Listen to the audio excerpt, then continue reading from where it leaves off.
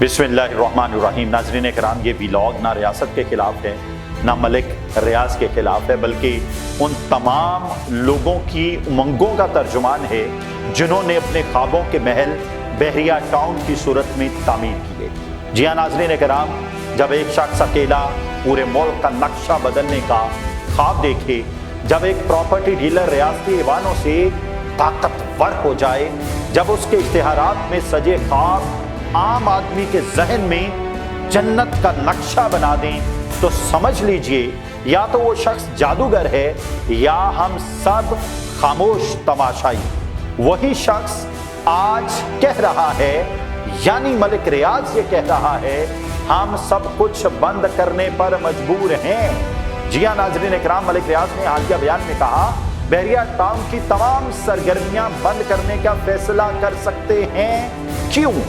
क्योंकि रियासती इदारे अब उनके ताक़ुब में हैं। उनके अल्फाज में हम तनख्वाहें नहीं दे पा रहे, बैंक अकाउंट्स मुंजमद हैं, गाड़ियां जब्त हो चुकी हैं, मुलाजमीन लापता हैं, सर्विसेज मफलूज हैं और हम पर ऐसा दबाव है कि सांस लेना भी मुहाल हो गया है।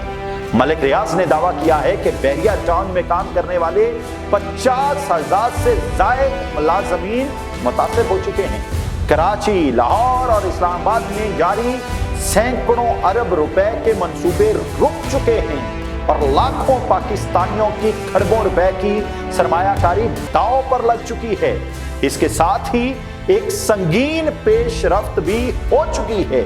इस्लामाबाद की एहतसाब अदालत ने हाल ही में 20 अरब रुपए की मालियत की जायदाद नीलाम करने का हुक्म दे दिया है, जो मलिक रियाज के करीबी नेटवर्क से मुंसलिक थी।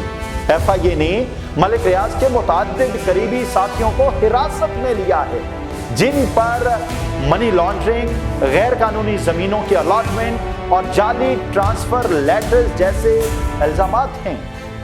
इन तमाम मामलात की तफ्तीश अब बाकायदा तौर पर दोबारा खुल चुकी है। याद रहे 2019 में मलिक रियाज ने बरतानिया में 190 मिलियन पाउंड का सेटलमेंट किया था, जिसके तहत उनकी लंदन प्रॉपर्टीज पाकिस्तान के खजाने में मुंतकिल होनी थी। मगर आज तक सवाल जवाब तलब है कि वो रकम कहां है, क्या आवाम तक पहुंची, किसने ली।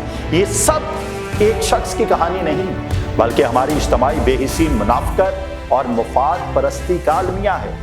ये वही मलिक रियाज है जिसके इश्तिहारात हमारे टीवी चैनल्स के सतून हुआ करते थे, जिसके खिलाफ बोला मीडिया की खुदकुशी समझा जाता था। आज वही मीडिया, वही रियासत, वही अदालतें और वही अवाम उसे सब छोड़कर खड़े हैं। लेकिन एक सवाल उठता है, क्या मलिक रियाज का जुर्म आज सामने आया है या हम सब जानते थे मगर खामोश तमाशाई थी? क्या बहरिया टाउन सिर्फ एक हाउसिंग स्कीम है या ये रियासती सहूलतकारी से पैदा होने वाली एक रियासत के अंदर रियासत का मॉडल है? क्या हमने पहले उसे ताकतवर बनाया और जब मफाद खत्म हो गया तो उसे कुर्बानी का बकरा बना रहे हैं? तो फिर मुजरिम सिर्फ मलिक रियाज नहीं, हम सब हैं। मलिक रियाज ने अपने हालिया बयान में मुज़ाकरात की पेशकश की और सालसी का अमल कबूल करने का ऐलान किया। वो कहते हैं अगर उन पर रकूम की अदायगी लाजिम हुई तो वो अदा करेंगे। वो पाकिस्तान को इस तरह छोड़ना नहीं चाहते, खामोशी से रुखसत नहीं होना चाहते, लेकिन वो मजबूर हैं। तो सवाल ये है, क्या ये करप्ट डीलर का जवाल है या रियासती निजाम का भांडा?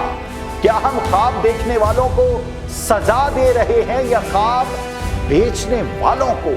क्या मलिक रियाज का जवाल महज इख्तिताम है या एक नए बुहरान का आगाज? याद रखें, बहरिया टाउन बंद हो जाए तो सिर्फ एक कंपनी नहीं गिरती, लाखों लोगों की छतें, उम्मीदें और रोजगार जमीन बोझ होते हैं। ये वक्त है संजीदा मुकालमे, शफाफ एहतसाब और ऐसी पॉलिसी का जो सरमायाकार को तहफ़्फ़ुज़ दे मगर कानून के ताबे रखे, वरना हम सब फाइलों के ढेर, बिल बोर्ड्स की चमक और जाली ख्वाबों की सियासत में दफन हो जाएंगे। और नाज़रीन किराम, ये व्लॉग किसी फर्द की हमायत یا مخالفت نہیں، بلکہ ایک سوال ہے اس نظام سے جو طاقتور کو چمکنے دیتا ہے اور پھر اسے روند دیتا ہے۔ یہ ہماری تاریخ کا وہ لمحہ ہے جب ہمیں طے کرنا ہے کہ ہم قانون کی حکمرانی چاہتے ہیں یا پھر پراپرٹی کی۔ خدا تعالیٰ آپ کو اور آپ کے اہل خانہ کو اپنے حفظ و امان میں رکھے۔ اجازت دیجیے، اللہ حافظ۔